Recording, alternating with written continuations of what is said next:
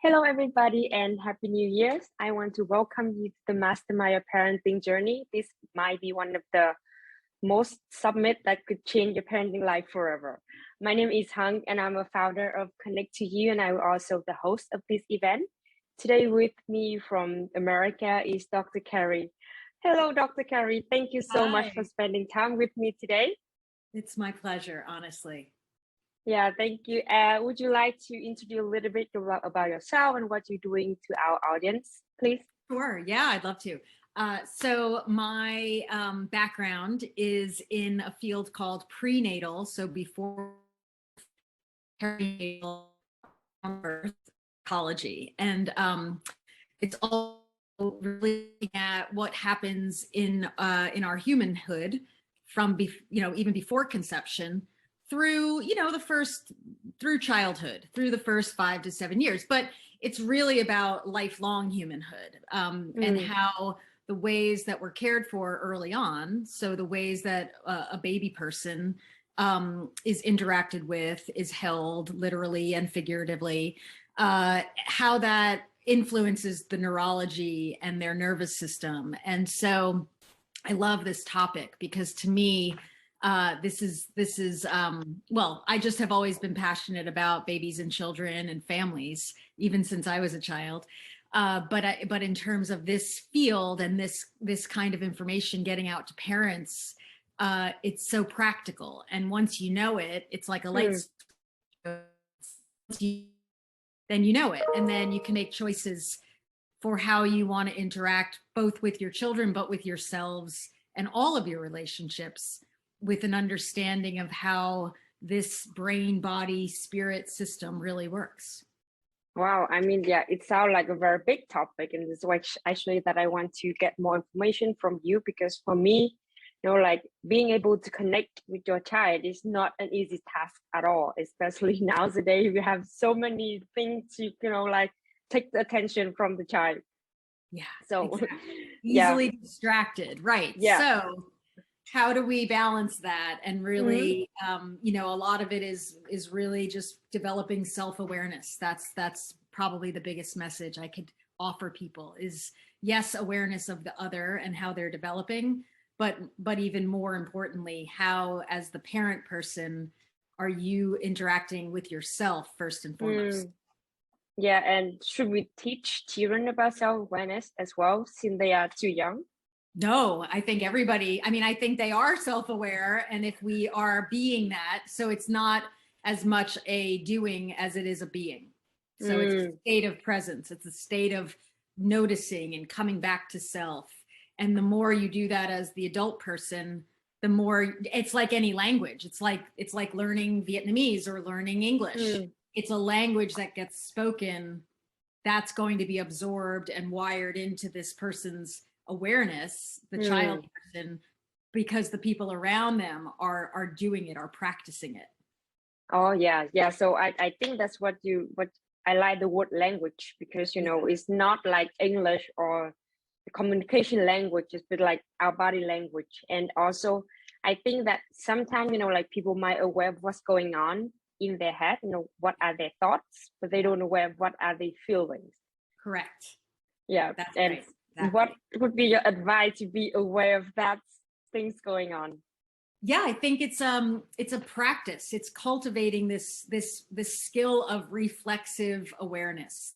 So when you're acting with your baby or your toddler person, and maybe I think, it's practicing it in those moments where things are calm, and then just going inward and going, all right, how am I right now? Oh, I'm pretty calm. Oh, I'm really joyful. I'm feeling relaxed. I use a lot of wave. I use am I steady? Like on a continuum of steady, like I'm handling life, to wobbly, which is when it feels more turbulent, more out of control.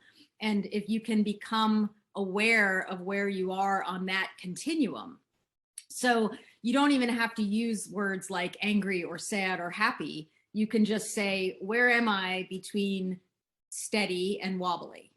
And when I'm wobbly, how do I slow myself down? What are the things I do to calm the waves And when I'm steady, how do I take advantage of that? How do I appreciate? How do I expand and really notice? It's like those are the moments where it's easy to not notice how good things are. But when you have a practice of, oh wow, I feel really easy in myself. I feel like we're grooving. My little people and I are in a nice place. Okay, let me say 5 or 10 things that I'm loving about life. Because the more we get in that place of appreciating when things feel steady, the more we'll be able to access that place. It's like a sense of alignment, and it's like, I can be here. And then inevitably you're going to get wobbly again. That's just part of being human. And so what I love, right? And imagine a world where the parenting people can be aware enough to notice without judging themselves, because it's normal beyond, it's the most normal thing when you're spending a lot of time with small humans who are growing and figuring out how to use their brains and their bodies. And they're going to be wobbly a lot of the time because there's so much growth happening in them that becoming a parent who can both be present with the child person's development, but also at the same time being able to check in and notice, am I wobbly? How am I doing? It's like we kind of have a choice when your little people are out of sorts, when they're dysregulated, when their nervous system is overdone, and they start acting in ways that we might think of as misbehavior or unsavory, not easy to handle. It's really easy for the parent to start getting even more dysregulated. It's a natural thing. But the parent person, because they're the more mature brain, body, nervous system, is the one who can slow it all down, bring a little bit of awareness back into the present moment. Remember, oh, that's a child having a hard time. That's not somebody who's a misbehaving adult trying to push my buttons. Right? Yeah. And so that's what I'm talking about with regard to awareness. It's noticing when we get triggered or when we feel off balance, doing some things to not even change that, but just name it. Dan Siegel, who you probably know, who talks a lot about the brain, he says, when you're feeling something, you've got to name it to tame it. That when you say out loud, I'm frustrated, that instantly can shift it, and you can then become aware enough to do something about it.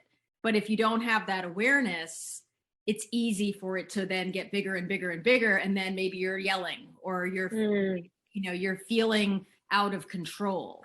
And so I love that little bit of awareness of, oh, I can just say, parenting's really challenging and I feel off balance right now.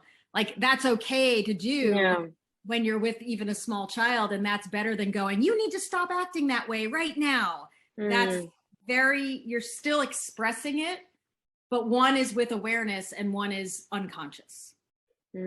Yeah, I think it's this very interesting point, because for me it's just some people might judge what they think, like they not even know where there's no, there's nothing to worry about. I cannot worry about it. I cannot be mad. I cannot be this. I cannot be that. And they try to eliminate all the thing they call like negative emotions or negative feelings. Yes. Is this the right thing to do?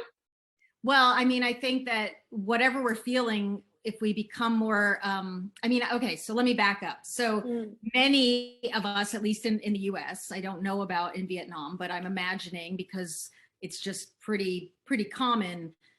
Many people who are parents now grew up at a time where there was a lot of a sense that there's good behavior and bad behavior. There's good emotions like happy and light and easy, and there's bad emotions like anger and sadness and grief and fear. And we were often taught as little tiny people, it's okay to express the good emotions and not okay to express the bad emotions. And so when we were growing up, we learned that. So then you become an adult and you have those voices in your head that are saying, I'm feeling frustrated. at my child because of what they're doing, that's bad. So you're not validating that you're having that experience.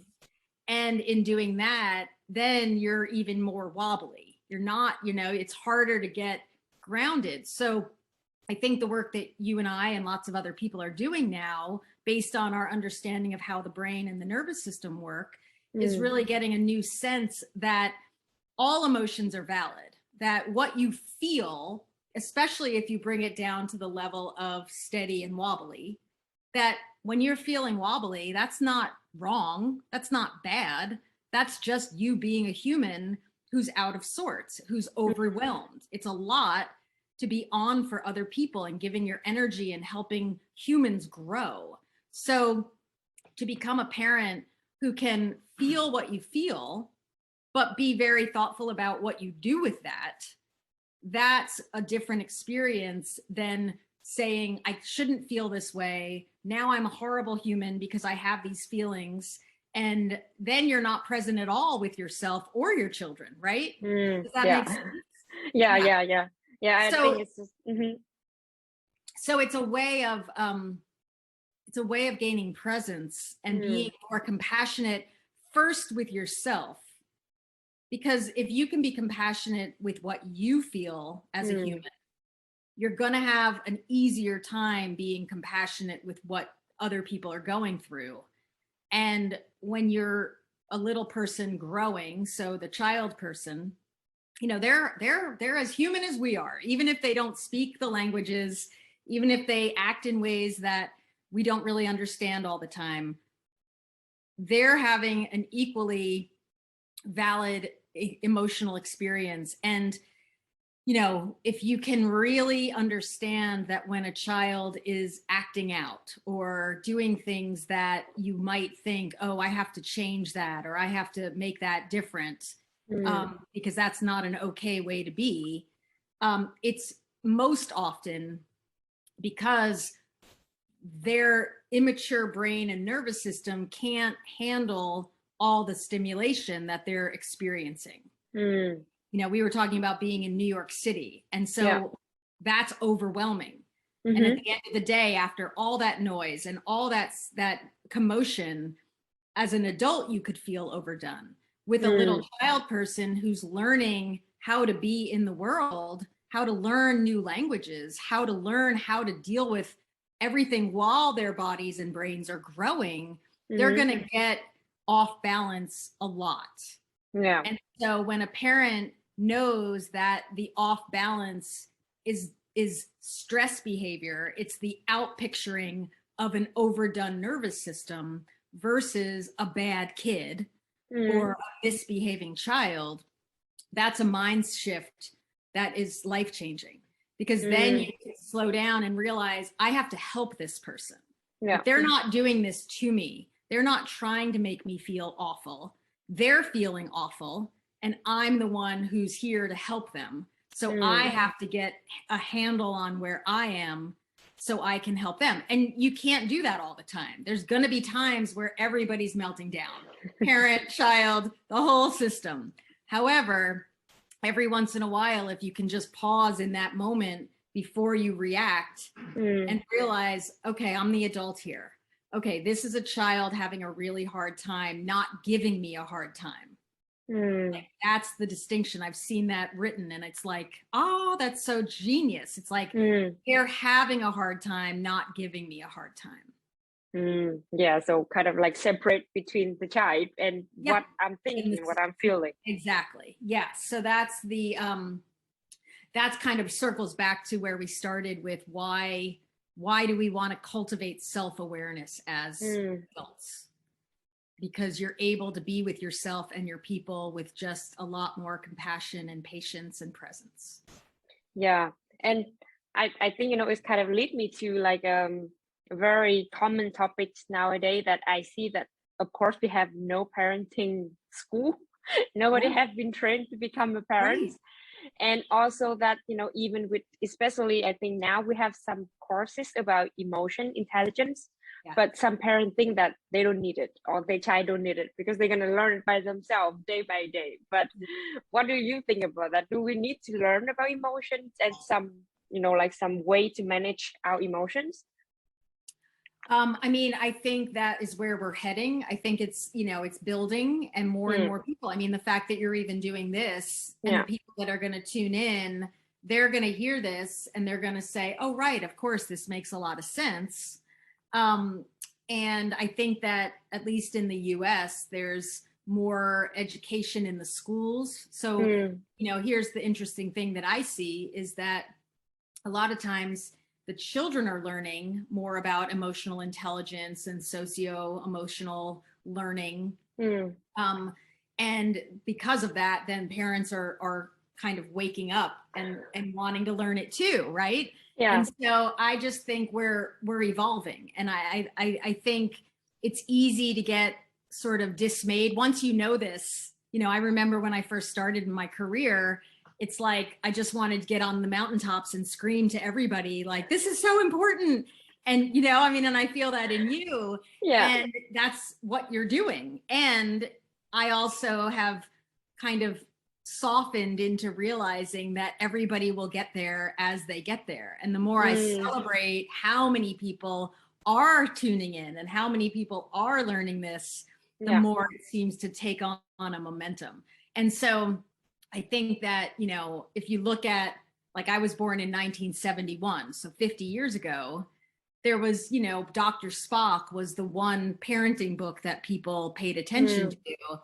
And in 50 years, we have online courses and video conferences and PhD programs. Like the PhD program I studied in didn't exist before the year 2000. So like, I feel really hopeful. Like I feel like it's a very natural and inevitable shift. And it could take a century. It could take, I don't know how long it's going to be, but I feel that it's really the direction that we're going, that people are waking up to this sense of, okay, who am I? Who are you? Who are we?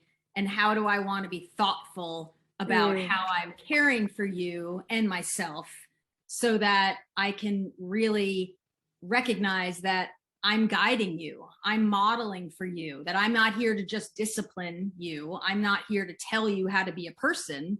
You know how to be a person. I'm here to help you understand how to be you and interact with the environment, the society, the community that you've come into. And what, like, imagine you go to another country, you don't speak the language. What kind of guide, what kind of care helper would you want to help show you around, right? I mean, I said that you've done that. You live in a culture where you weren't born, so you've had to go and learn whole new ways of operating.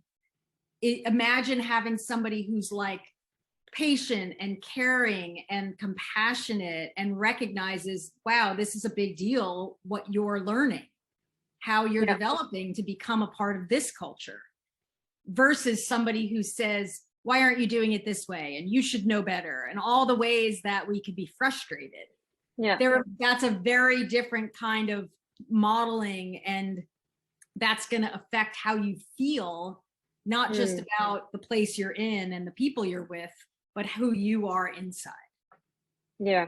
And I even think that, like training about EQ, that is go for long term, because it's not like IQ. You can see how good a child is by doing some tests, you see the good grade.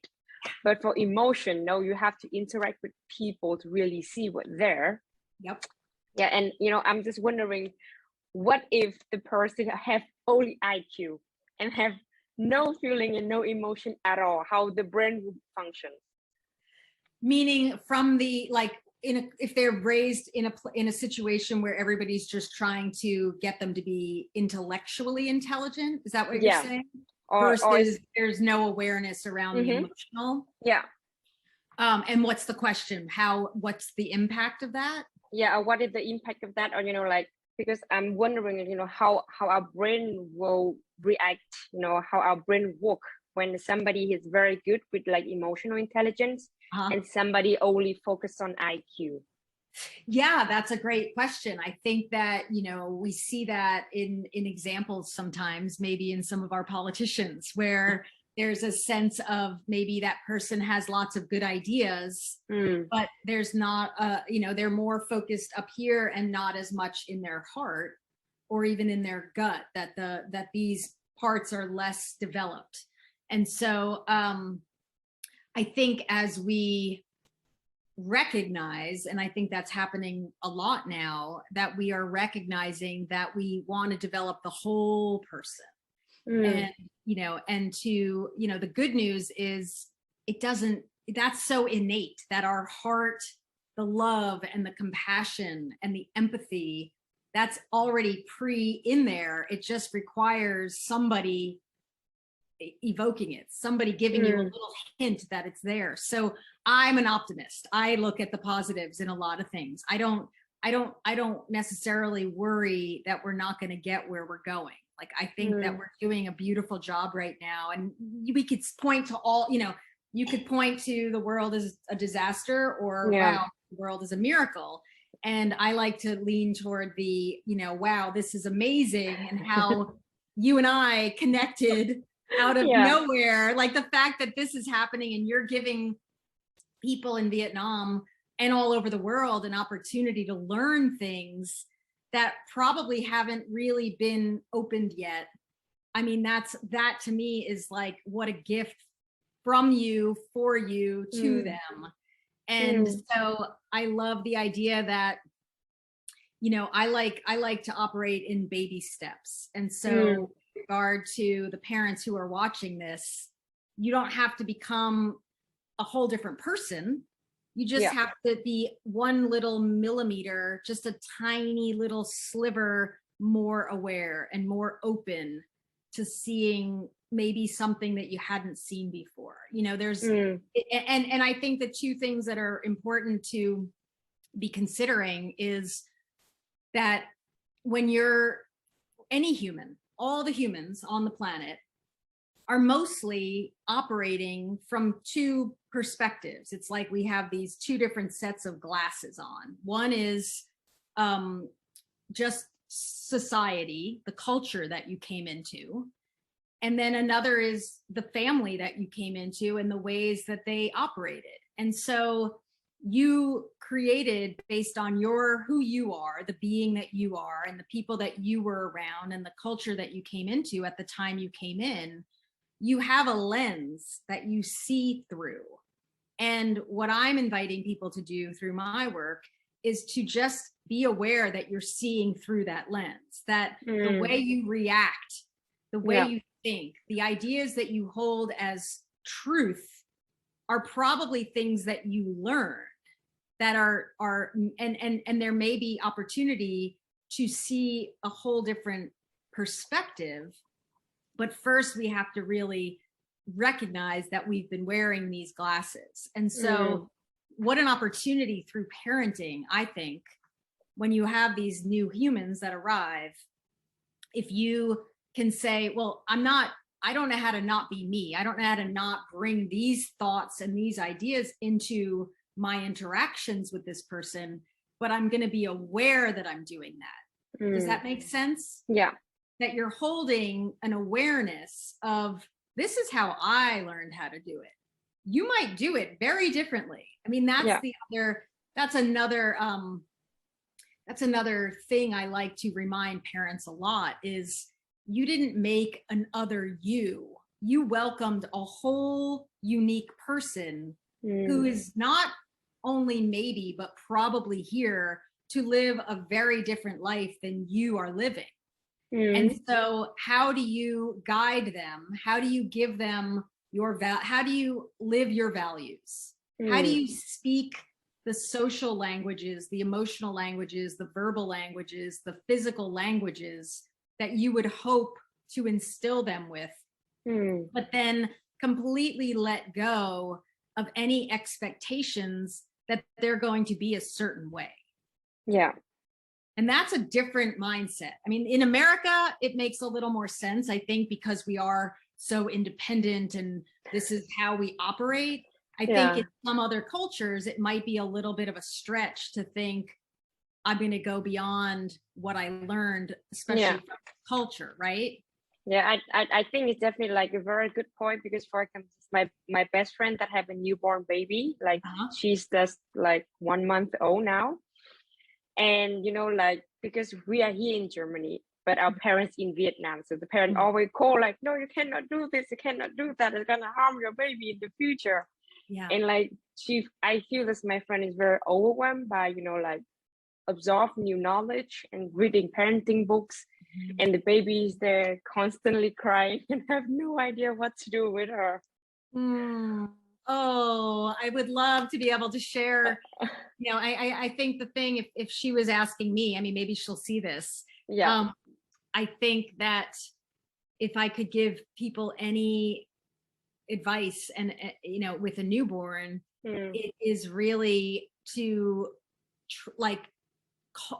and this is easier said than done, but I know people, I've watched people do it, really learn what it feels like to trust your own knowing. You know, I think there's really beautiful things about all this knowledge we have about human development, but I also think in some ways it's pointing us back ultimately, to, okay, that's great information. How do I now take that and go inward and get enough space and enough quiet to let what bubbles up and out in me? Because if we're always looking out there for the answers, we're missing the real knower, you know, we're missing that voice. And so I think that's the crux of what we're talking about, which is we've lived a lot of years now, you know, most of us grew up at a time where we were taught, you know, get a good education and gather lots of knowledge and you'll know how to do things. But when it comes to parenting, it's a different intelligence, right? Yeah. And so it's almost like you were on a track of like, become an intellectual person. And then all of a sudden you become a parent and you have to now cultivate a different knowing, a different type of brain. And that brain has more to do with your heart and your gut.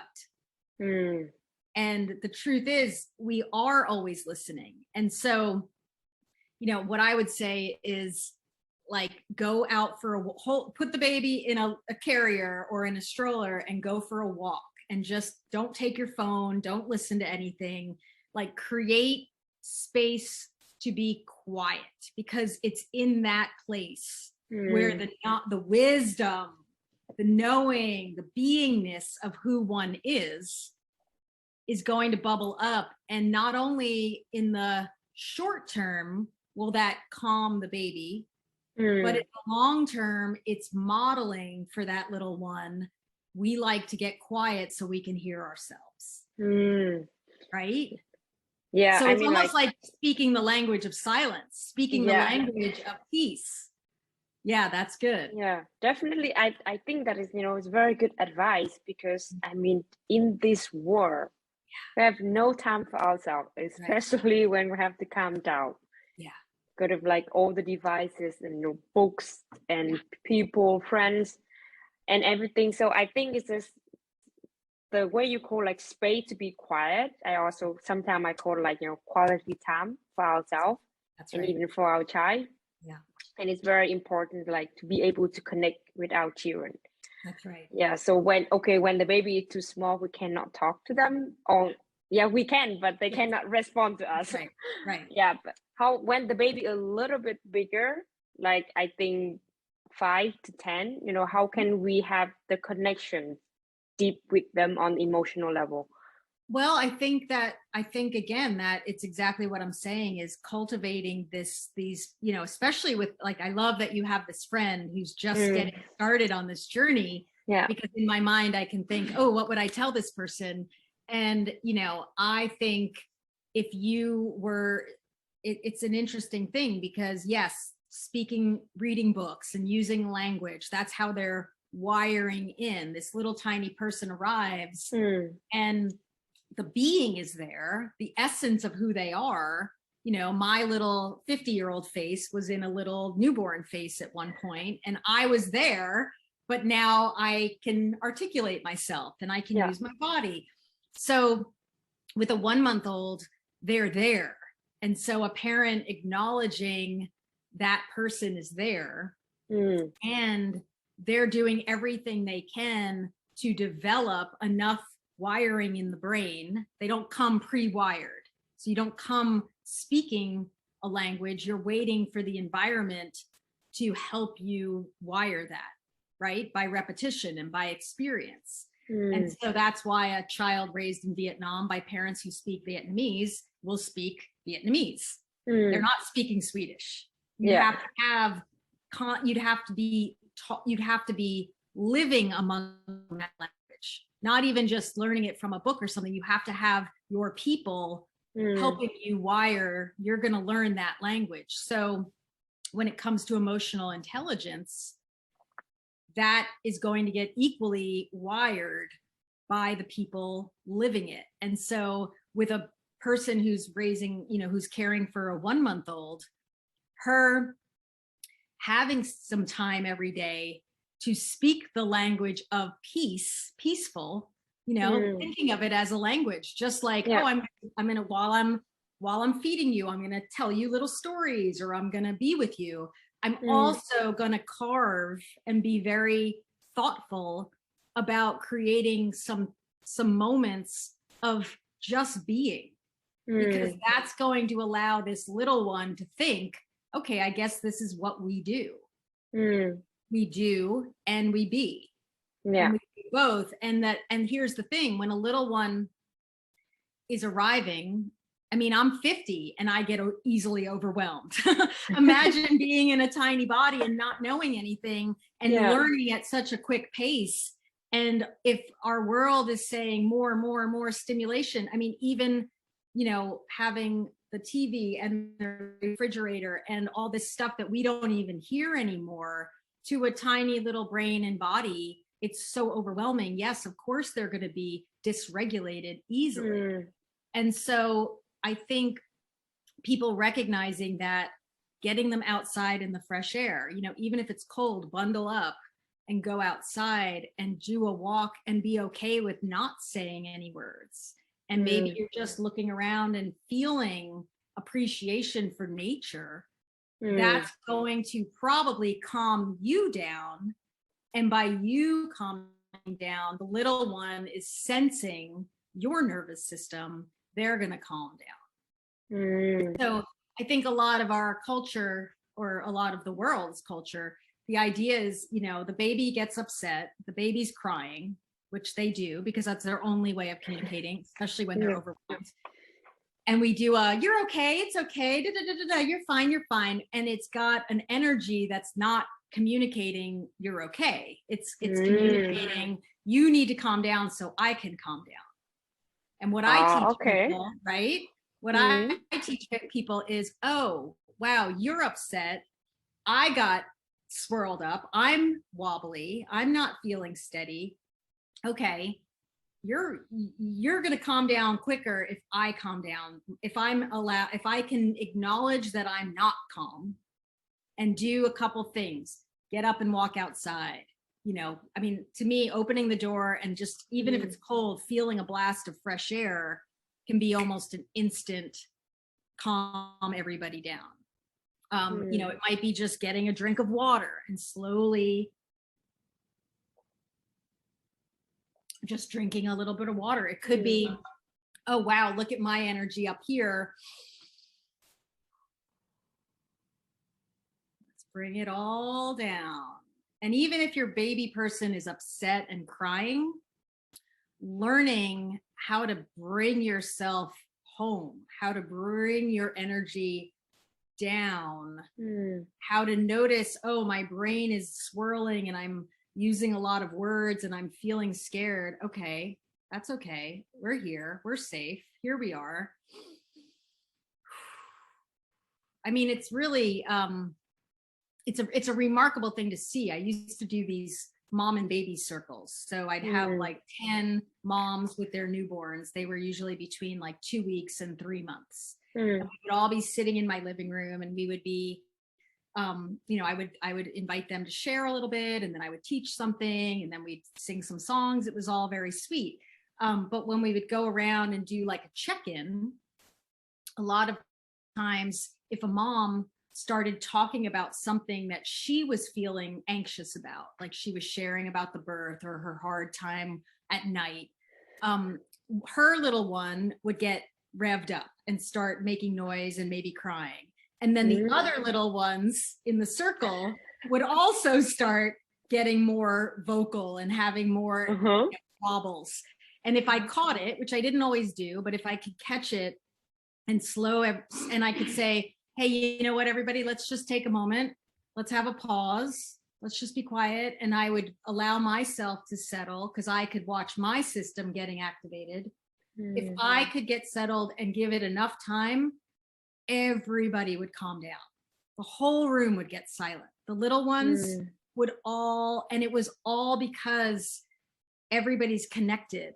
And especially those baby people, when the moms feel, I'm up, I'm feeling off, the little one starts to get, oh, are we not okay? Is this not okay right now? I don't know how to feel safe if I don't feel my person is relaxed and calm. So cultivating first and foremost the awareness that you're not. I mean, a lot of times the child is mirroring in their behavior something the parent isn't even aware of that they're right. Yeah. Because we all shut it off so early. Oh, you're fine. You're okay. You're not sad. It's like, oh, okay, I guess I'm not sad. And then your body's doing all the things that feel that. So as I call it, parenting for personal growth, that you're using parenting as your doorway to get to know you really well, so that you can show up and be more regulated with your people. Like there's no such thing as an always calm parent, because your energy is being spent so much because you're helping these other people grow. So learning when I'm steady, when I'm off, and what I need to do for myself when I feel wobbly. You might spend years doing that. You might spend your whole parenting life doing that. But what a gift to your people to say, you know what, you guys, I'm feeling a little dysregulated. I'm feeling wobbly because I didn't get food and I need a little break. So I'm going to take a second. I'm going to get some food, and then I'll be able to help you. Or then we'll, you know, like using you as the causal, using your awareness to change the situation out there is what I'm inviting people to consider. Versus trying to change them and their behavior in hopes that then you can calm down. Does that make sense? Yeah, I think it makes totally sense, because for example, that someday, you know, like me and my boyfriend, like we kind of hold the toddler baby. Yeah. And I see that he's get panicked when the baby is crying. He doesn't know what to do, and the baby cry even louder. Like it's just really, really there. And I cannot explain that, but I see that's okay. So then me or the mother hold the baby, like we feel like, okay, it's okay to cry. And then the baby slow down, be quiet. So I think that what the share totally makes sense. Well, and that's where the compassion comes, because in a way, and again, I'm going to use this metaphor of language, in a way, we're learning these things about our brains and our nervous systems and our emotions that are completely different than the way many parents were raised. So, you know, imagine I'll use your boyfriend. He got upset as a little child, and the time that you were raised in and the culture he was raised in, it wasn't okay to feel upset. And so the people around him would get anxious. So he probably learned, oh, I better not feel that around here. And then you could go your whole life without being around children and never feeling that until you have a child. Yeah. And then the way you got wired starts to show up. And so the good news is that can all change. It's never too late. You can rewire your whole emotion system. It just takes a certain level of awareness and a belief in the value of that's actually a good way, like that we're always evolving. We're always learning new things about, think about it. We don't drive cars with the technology from 50 years ago. We know more. And the same thing goes for humans. And so inviting, and maybe that's it. Maybe that's the biggest message that you could give people right now is, how do I invite people to have a growth mindset while they're parenting, so that whoever this person is that comes into their life, they can really see, okay, there's things I need to teach them, but I'm also going to be really open to them teaching me. That you don't get a baby and they're a blank slate and there's nobody there and you have to fill them with who they need to be. That's not at all what this is. You get a person who's going to be developing, and while they're developing, they're going to develop you, because you're going to have to learn things about yourself, about how you operate and how you relate.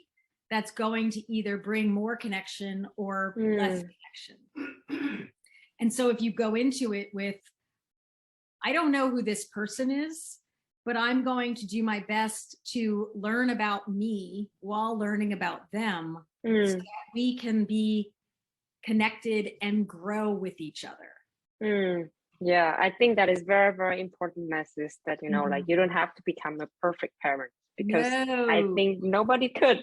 Nobody could. And again, you might think, well, this is how I'm supposed to parent, but that doesn't have anything to do with relating to that human. So I would almost, I say this, I joke about it, but I kind of mean it. I almost wish that we could get rid of the word parenting, because I feel like it's loaded, right? There's a lot about it that says, you better make sure you don't screw this up and you do it right. But that's crazy if you step back and really recognize that you're just on a journey with these other beings, and they happen to be in small bodies for 15 to 20 years. But then for most of your life, hopefully you live a long life. I mean, if you live 100 years, you could be an adult with your children for most of your life together. That the amount of time they're an actual child person is very small. So how are you relating to them? But even more so, how are you relating to yourself in the midst of their growing, so that in the adulthood, you want to be around each other. You have a relationship as adults that feels really caring and loving and respectful and nourishing, that you feel nourished with each other because you invested the energy into the relationship when they were little, more than being a good parent.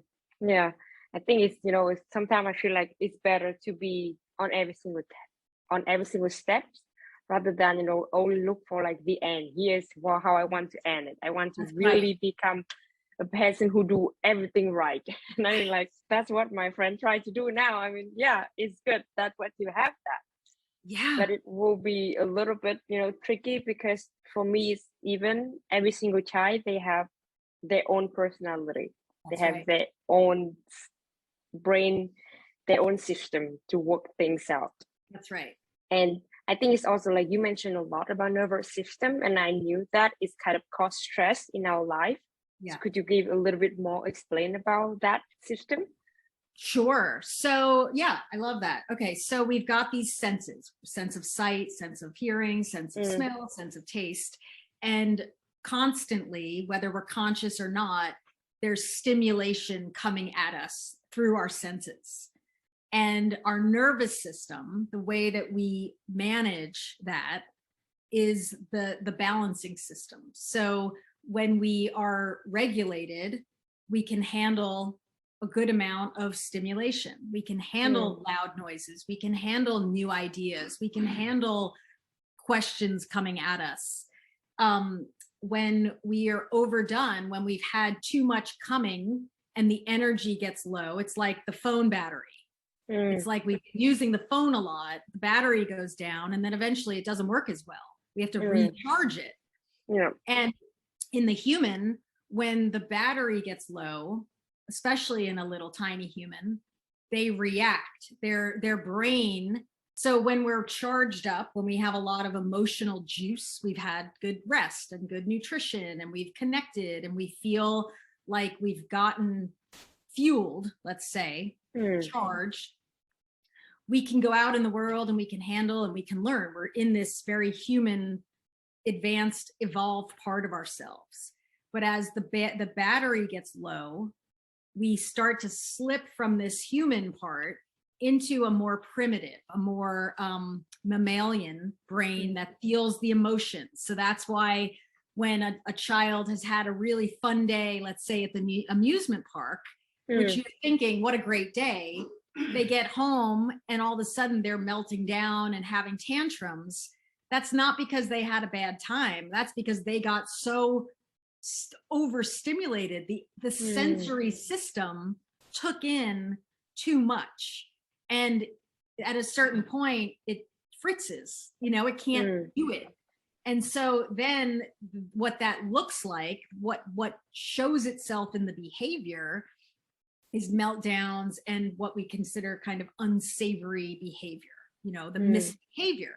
And when they get really out of sorts and overdone, that can lead them into this more reptilian brain part, which is back here. And that's our survival brain. And that's when we're really fight or flight. We're either fighting and saying horrible things and kicking, or we just shut down and we can't really connect anymore.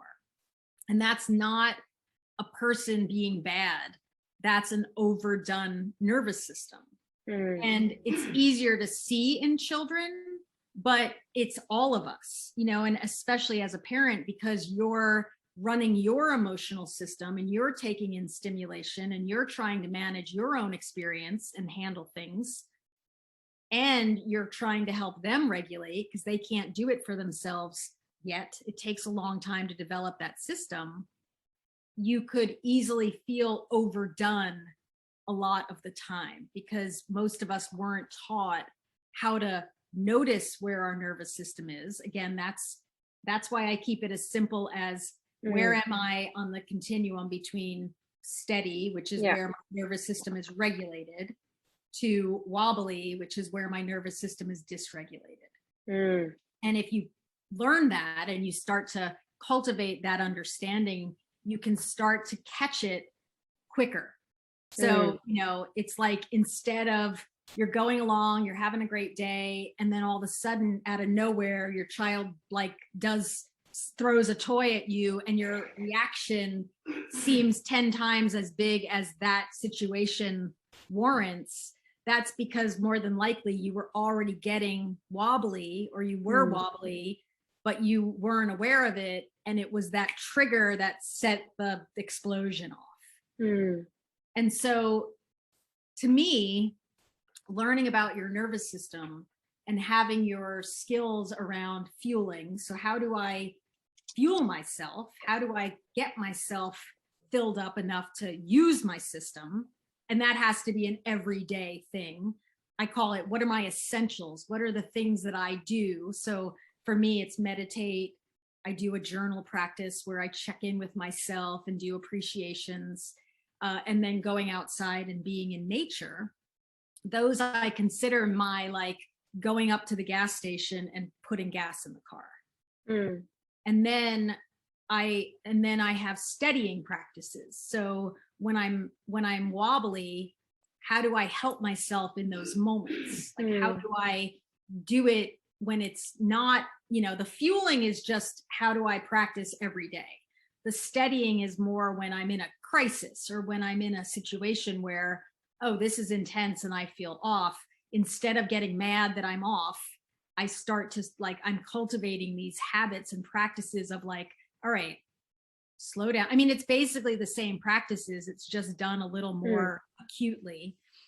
And then the third, when you really get practiced at all of this, is you realize there's going to be a lot of times when you're steady. So how do I use that to be conscious? How do I use that to expand myself, to become more skillful at choosing how I want to feel and guiding and intending more of my life, so that I'm really operating creatively versus reactively? Does that make sense? Yeah. Yeah. So, Yeah. And that's why, to me, learning about your brain and your nervous system feels like what a beautiful, almost like it's like what's the word, like a technology, like a system of, okay, I don't have to be in reaction, I don't have to freak out because I didn't pay attention to how I'm feeling and then feel guilty, and then that takes me even more out of whack. It's like, all right, I freaked out. What do I need to, what is that telling me? Oh, that's telling me I am way overdone and I need to do X, Y, and Z. Yeah, I think it's just, you know, I feel like for parents that the more important, like, what is the message of the child behavior? It's not like how they behave. That's right. Or how they react. Yeah. Well, and it's so easy to see when you really put the glasses on of brain development, that when they're cooperative and they're relaxed and they're doing what you need them to do, it's because they're resourced, they're regulated, they've got enough juice in their cup to handle what's coming at them. And they get whiny and crispy and cranky, and the pink cup is wrong, or you cut the toast wrong. That's not them being a willful bad child. That's them being overdone and needing slow, less words. That's not the time to teach. That's the time to give them physical contact and just slow it all down. When they're freaking out, that means they've slipped into a brain state that's really scared. That's it. When they're acting in ways that we judge as bad, you're a bad kid, that's because they are so overdone by everything coming at them. Again, they're learning language. They're not just learning the verbal language, they're learning social languages and creative language. Like, if you as an adult, which I imagine, you know, you must speak multiple languages, you know, when you get somewhere and you don't speak that language very well, it's a lot of energy. You're exhausted by the end of the day, right? Yeah. Now imagine being in a tiny body that's growing and there's bones shooting up into your mouth because you're growing teeth and you can't do everything that you would like to do. You're going to be very emotional at times because the system is just not efficient. You know, you only have a little gas tank.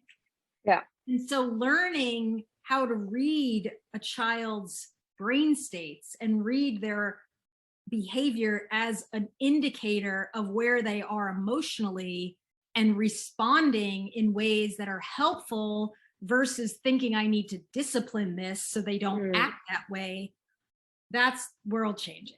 That's what we're all looking toward. So how could we learn to read the message behind the behavior? We're doing it. That's what we're doing. That's what you're doing. That's what I'm doing. We're all doing it. And I have thousands of people now all over the world that have been learning this, because a lot of times once you hear this, it doesn't just hit here, it hits here and it hits in that gut place of like, right, they're not giving me a hard time, they're having a hard time. Okay, I'm the adult. Why would I expect that a child who's only been here 3 or 5 or 10 years of 100 would have more skill in handling life than me? I'm 50 or 30 or 20. That isn't fair to put on them. So we're all walking toward. We're all walking toward more presence, more compassion, more love. And the good news is, when you hear these ideas and you start to just play with them, like if it's just a mind shift that somebody gets from hearing you and I talk today, the trajectory, you know, it's like if they were going this way, but something you or I said just made them go, oh, right, they're a person, or oh, right, they're not giving me a hard time. They're having a hard time. That could change the trajectory of that relationship in such a significant way that you don't have to worry about how. You just want to keep saying, this is where we're heading. Isn't it going to be a beautiful world when we all operate from this understanding of our nervous systems and the nervous systems of the growers? Yeah, I mean, like, that's what you said was very beautifully words that I could not say it. But yeah, I think it's, like being a parent, like very, very important job. And we learn it every day, even I don't have a child yet, but I love children. I have been working with them for years. Yeah. And I think, it's very important is just at first, like, don't assume. We can communicate with them, like, what's going on? We can just, like, talk to them in very small steps to really put ourselves in their shoes. And be aware. That's it. I'm going to wrap it up with that last, exactly where we started is, where am I and how is that affecting everything around me? And what can I do to give myself a little more steady? What do I need to do? It's miraculous. And I think that, what you're doing is really going to open up people's minds. And I would say, just celebrate that. Really celebrate. We're not, we're all on paths. We're not here to have everybody be a new way immediately. Yeah. You're just cracking the window, opening up the door, little bits of compassion, little bits of love. Like, let's just really celebrate how beautiful the humans are doing humanhood, like, wow, look at you doing humanhood beautifully in all the ways. Oh, thank you so much. It's so nice to hear that from you. It means a lot for me. And, I hope that what we are doing now to give either a little point or big point for everybody who watch this, because at the end of the day, our child happy and confident is the most important thing. It's not like we are right or wrong. They are the matter. There's no right or wrong. You're just on a path. There's no end. You're just learning and growing, evolving. Everybody's doing exactly the humanhood they're here to do. Yeah, thank you. And before we come to an end of our conversation, is there any last piece of advice that you want to give to parents out there to make their life a little bit easier? Have fun. There's nothing more delicious than watching a tiny person go from their baby self into their adult self. And I think it's so easy to miss it because we're so considering, is this okay? And is this the right way? And if you just stop and every day try to find the little place of delight and the little miracle of that person, and remember to look at how far they've come versus what they're not doing, that's a mind shift that I would want everybody to have. That, it's like having a little mantra of, you're growing, I'm growing, we're growing, let's love the whole thing. I just want to hug everybody. I'm going to send you a virtual hug here. Okay, perfect. Oh, it's such a joy to be with you. Yeah, thank you so much. And I think it's just, we can choose to enjoy the parenting journey. Definitely.